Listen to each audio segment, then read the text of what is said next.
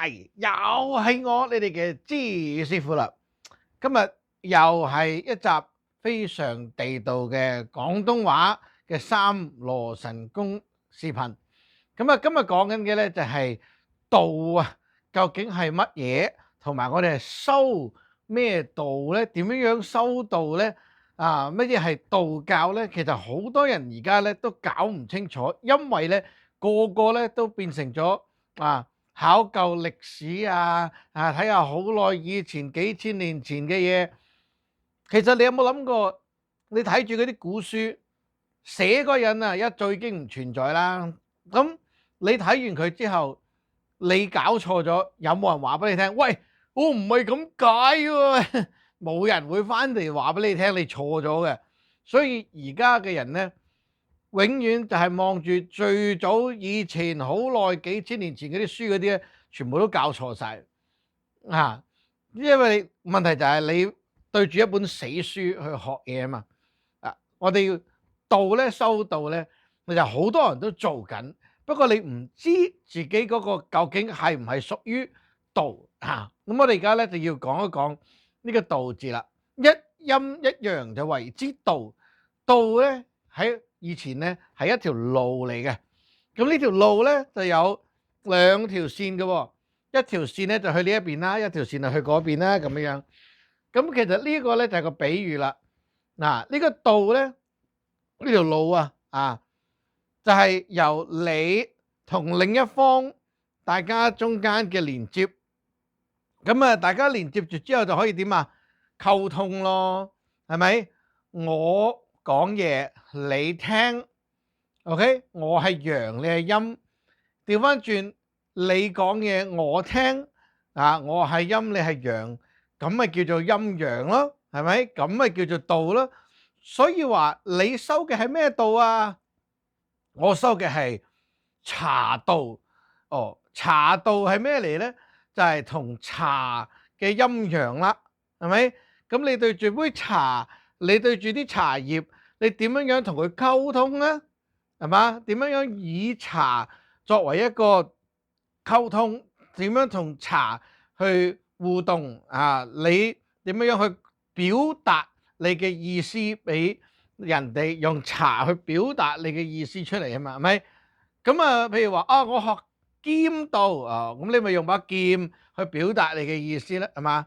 你用諗下呢一度道就係去講嘢，去溝通兩方嘅互動，係咪？我同你用茶咧，呢一啲茶具呢啲即係唔同嘅擺法唔同嘅文化，我透過茶去表達俾你聽我嘅心意，我而家嘅意思係乜乜乜咁樣。咁呢個咪就係一種道嘅方式咯，溝通嘅方式咯，係咪？咁我哋有啲人咧就會話啦，喂，唔係喎，你茶道同宗教冇關㗎。係冇關㗎。OK，只不過係明白呢個道字啫。OK，宗教嗰邊我哋而家正式踏入就係話唔同嘅教派都可以係屬於道教之類嘅。點搞咧？點分咧？係咪？嗱，如果呢個宗教佢係推廣一樣嘢，我哋中國人好多都知嘅，就係你去拜神啦，係咪？你去求神啦，你講個神聽，跟住點啊？跟住個神就要俾一個反饋俾你啦。譬如話你去問杯卜個聖杯，咁個神嘅意思係咪講翻俾你聽啊？咁你就收啦，係咪？你就聽咗睇咗啦。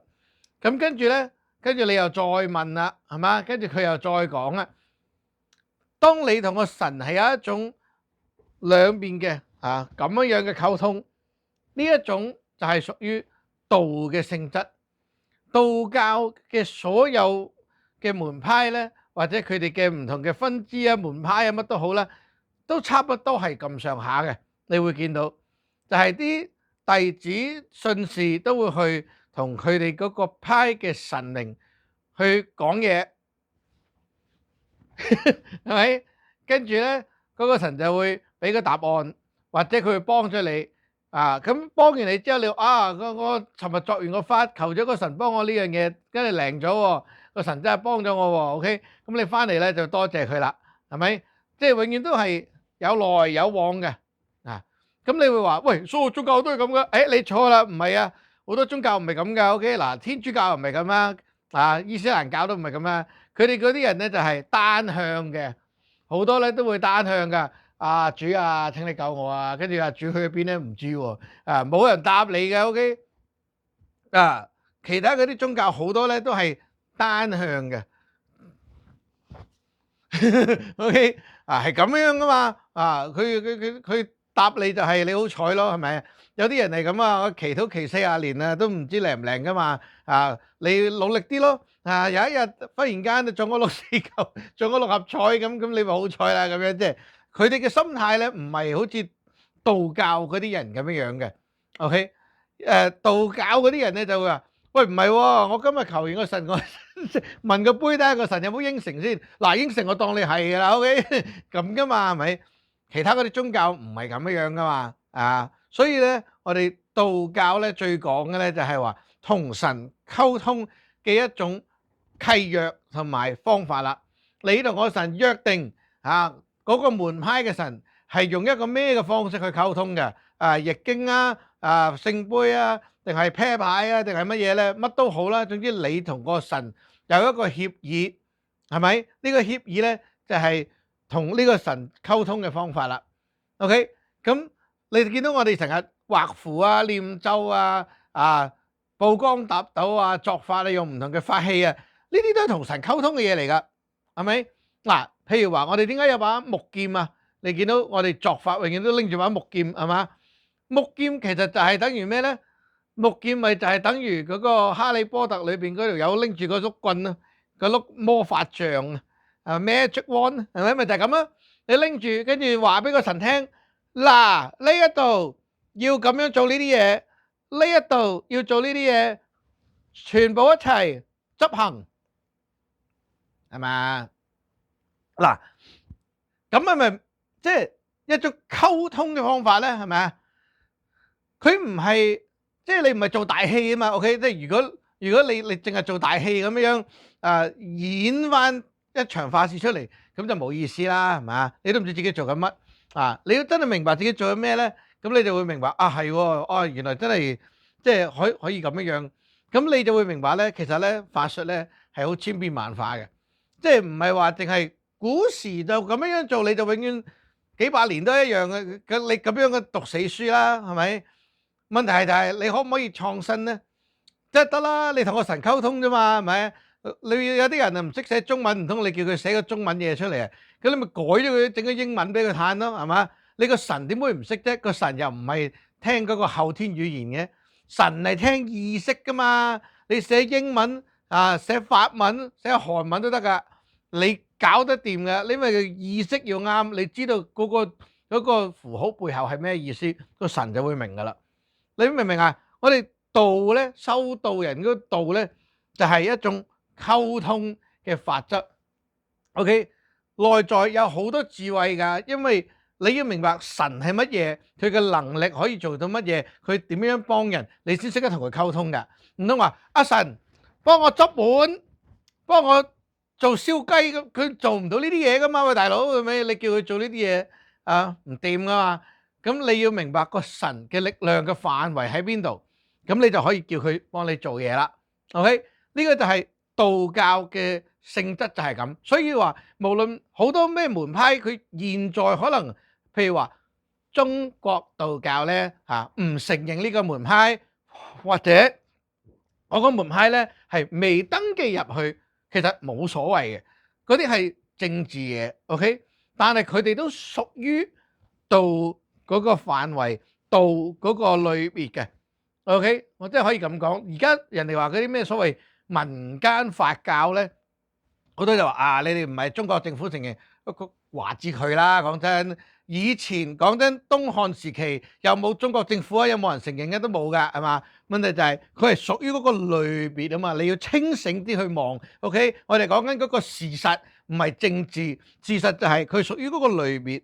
無論你係話民間佢有條友喺度拜緊一個唔知咩神，你都唔識嘅，佢哋個鄉村嘅神，佢都屬於道嘅裏邊咧。因為問題就係佢哋個性質係咁啊嘛，佢係同佢溝通，跟住咧就攞個答案，跟住又同佢溝通，又攞個答案咁啊嘛。